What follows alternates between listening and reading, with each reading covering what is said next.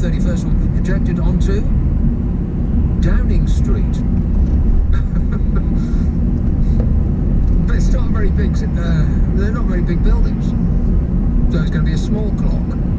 A small clock will be projected onto a street that you're not allowed to walk down. Fabulous.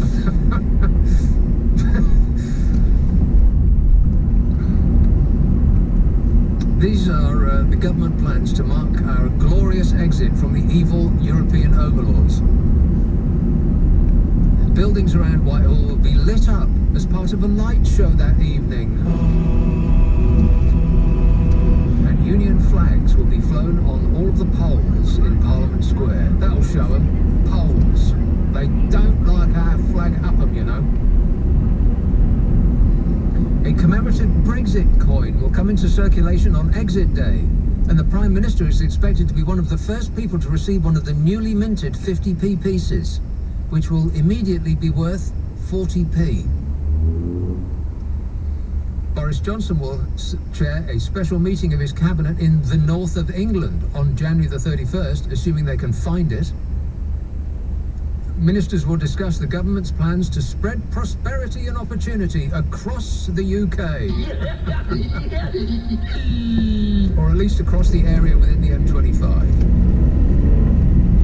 Boris Johnson will then make a special address to the nation in the evening, half of which will be arcane references to Greek myths, and the other half will be cribbed from some motivational video about thinking positive. The government revealed these plans after coming under intense pressure to back a bid for Big Ben to bomb on 11 p.m. on January the 31st, which was put forward by parliamentarians who are still living in some Great Escape World War II fantasy. Johnson said on Tuesday that the government was working up a plan so people can bung a bob for Big Ben bomb, after Commons authorities ruled out the proposal because it could cost £500,000. It's not my fault. You voted for him.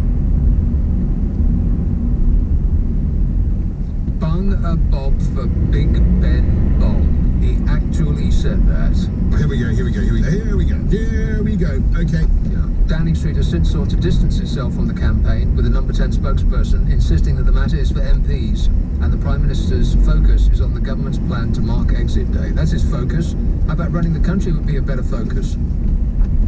Johnson's been accused of misleading the public over his bung a bob suggestion after more than £250,000 was donated to the campaign. Boris Johnson misleading the public? Surely not. Yeah. Wait. And it just gets worse and worse. So they're going to have a little clock projected onto the outside of a street that has more security than any other street in the land. You won't be able to see it. So not only won't we not be able to hear the bomb, you won't be able to see the clock that's projected on a private street with gates at either end, and persons with submachine guns preventing you from going in. It'll be beautiful. So it's a good job we're not a laughing stock. Fortunately, we've swerved that one.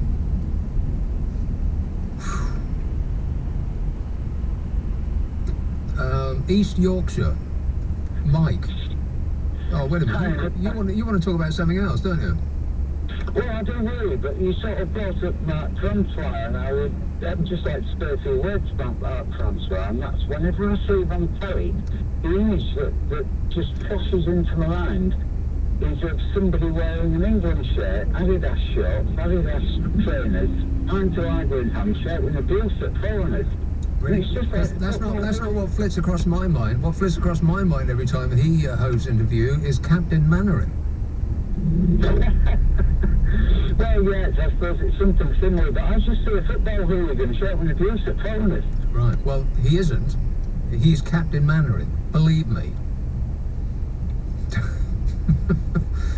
We're being run by Captain Mannering. Oh, no. And Corporal Pike, his double-barreled sidekick.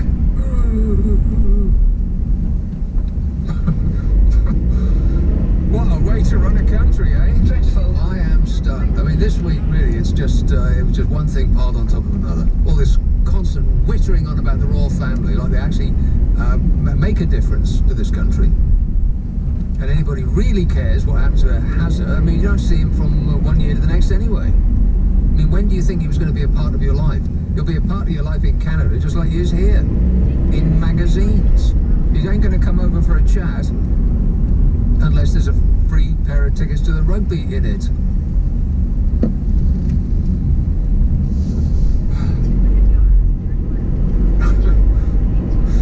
I'll assume that that's all you wanted to say, Mike. No, you want to do what? I wanted to say that, well, actually, I'm puzzled. What I wanted to talk to you about is that the House of Representatives have now passed the impeachment thing to the Senate in America.